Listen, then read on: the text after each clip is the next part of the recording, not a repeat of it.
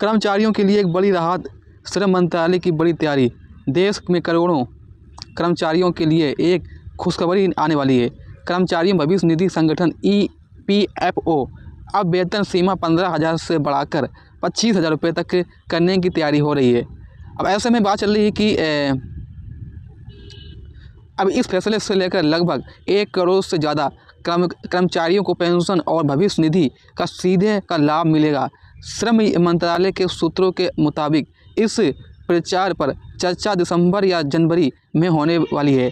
EPFO board की बैठक में की जाएगी, जहां अंतिम मंजूरी मिलने का पूरी उम्मीद बताई जा रही है।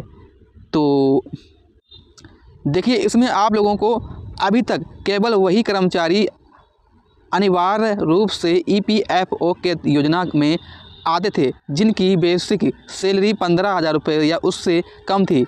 इससे ऊपर वेतन पाने वाले के कर्मचारियों के लिए PF योजना विकल्प थी, ठीक है।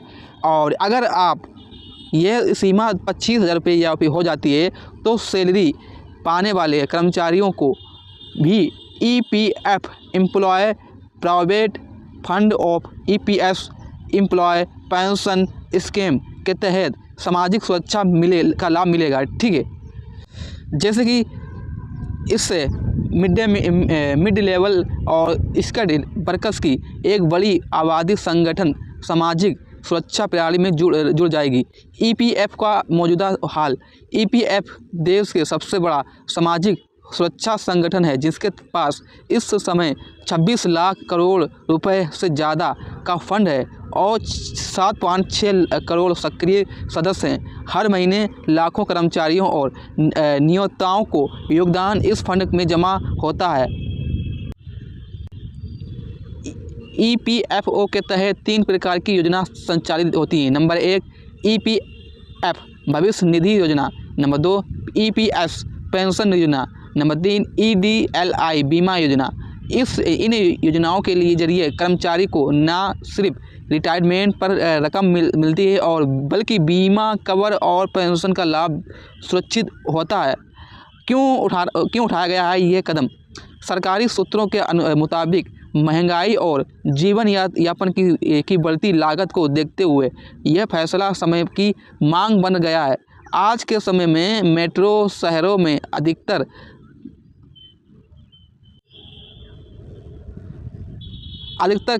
कर्मचारी का वेतन 15,000 से कहीं अधिक है, जिससे वह EPF की अनिवार्य सदस्य से बाहर हो जाते हैं। ऐसे में अब कई ट्रेड यूनियनों और कर्मचारियों संगठन ने लंबे समय से इस सीमा को बढ़ाने की मांग की है। श्रम मंत्रालय ने इन सभी सुझावों पर विचार करते हुए प्रस्ताव तैयार किया है और ताकि सामाजिक सुरक्षा का दायरा बढ़ाया जा सके। कितने पर पड़ेगा असर? देखिए, कितने लोगों पर पड़ेगा इसका असर। सरकारी अनुमान के मुताबिक सीमा बढ़ने के बाद लगभग 1 करोड़ नए कर्मचारी अनिवार्य रूप से EPF और पेंशन योजनाओं के दायरे में आएंगे। इससे न केवल मिडिल क्लास के कर्मचारी को सुरक्षा मिलेगी, बल्कि कॉर्पोरेट सेक्टर की वित्तीय पर्दाफाश भी बढ़ेगी। फिलहाल अभी 15,000 की सीमा में आने वाली कर्मचारी EPF में अनिवार्य रूप से शामिल होते हैं, लेकिन अब तक 25,000 तक केवल वेतन वाले इसके अंतर्गत जाएंगे। EPS में योगदान का पूरा हिसाब ये है कि EPFO की योजना में कर्मचारी और दोनों में जैसे कि 12-12% योगदान कहते हैं। कर्मचारी का पूरा जैसे कि 12% हिस्सा EPF और प्राइवेट फंड में जमा हो जाता है, जबकि नियोक्ता का 12% हिस्से में से 8.33% जो भी होता है ये EPS पेंशन स्कीम में होता है, ठीक है।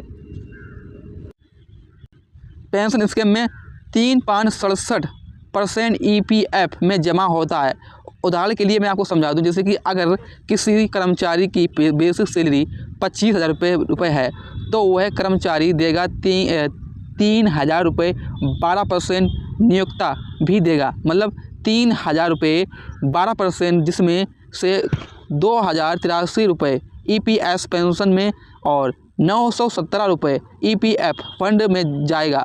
इस तरह के कर्मचारी की हर महीने की बचत और रिटायरमेंट फंड दोनों में बढ़ोतरी होगी। तो पेंशन और ब्याज पर क्या असर पड़ेगा? वेतन सीमा बढ़ने से EPF और EPS दोनों योजनाओं में धन का प्रवाह बढ़ेगा। फिलहाल अभी EPFO के पास करीब 26 लाख करोड़ रुपए का कॉर्पस है। नए कर्मचारी के जुड़ने से यह फंड अगले कुछ वर्षों में 30 लाख करोड़ रुपए से अधिक पहुंचने की संभावना है। इससे EPF की निवेश क्षमता और रिटर्न की दर दोनों में स्थिर आएगी। वित्त विशेषज्ञों का मानना है कि इससे कर्मचारियों को रिटायरमेंट पर अधिक ब्याज और पेंशन मिलेगी। वित्त मामलों के जानकारों ने सरकारी के इस कदम को सकारात्मक और व्यापारिक सुधार बताया है। सेक्टर फायर इकोनॉमिक स्टडी के अर्थशास्त्री डॉक्टर विनोद मोहता के मुताबिक EPFO की सीमा बढ़ना भारत के मध्यम वर्ग के लिए गेम चेंजर साबित हो सकता है।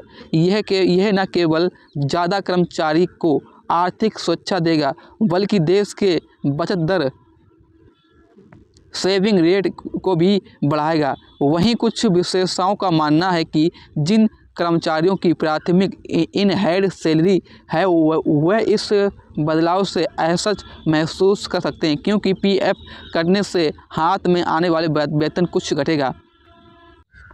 तो अब बात आती है कि कब से लागू हो सकता है ये नियम। देखिए, श्रम मंत्रालय योजना के अनुसार यह दिसंबर 2025 या जनवरी 2026 में होने वाली EPFO बोर्ड ऑफ बैठक में पेश किया जाएगा। बैठक में मंजूरी मिलते ही इसे वित्त मंत्रालय से स्वीकार दिलाई जाएगी। संभावना है कि नया नियम वित्तीय वर्ष 2026-2027 की शुरुआत से लागू किया जा सकता है। इससे सबसे ज़्यादा फायदा होगा जैसे कि निजी क्षेत्र के कर्मचारी, कॉन्ट्रैक्ट बेस पर जो काम करने वाले वर्कर्स, IIT, BPO, मैन्युफैक्चरिंग और बैंकिंग सेक्टर के मिड लेवल कर्मचारी, सर्विस इंडस्ट्री के लेवल वो लोग जो पहले से EPF के दायरे से बाहर थे। अब इन सभी को पेंशन, ब्याज और बीमा सुरक्षा एक साथ मिलेगी। तो भाई EPF की वेतन सीमा 15,000 से बढ़ाकर 25,000 करने की फैसला केवल एक प्रशासनिक सुधार नहीं है, बल्कि ये भारत के कर्मचारियों की भविष्य का आर्थिक ढाल है। यह कदम देश के मध्यम वर्ग को सैलरी से सिक्योरिटी की ओर ले जाएगा। अब हर कर्मचारी को सिर्फ आज की तनख्वाह नहीं बल्कि भविष्य की पेंशन और बचत का भरोसा भी मिलेगा। तो कुल मिलाकर EPFO की यह नई योजना कर्मचारियों के लिए एक नई उम्मीद है, जहां आज की सैलरी ही नहीं बल्कि भविष्य की सुरक्षा भी सुरक्षित होगी। भारत का कार्यालय अब और अधिक संगठित, सुरक्षित और आत्मनिर्भर बनेगा। देखते हैं कि दिसंबर या जनवरी में होने वाली बोर्ड मीटिंग में इस प्रस्ताव की मंजूरी मिलती है या नहीं। तो आशा करते हैं ये वीडियो पसंद है, वीडियो को लाइक करें और हमारे YouTube चैनल को सब्सक्राइब करें। Thank you.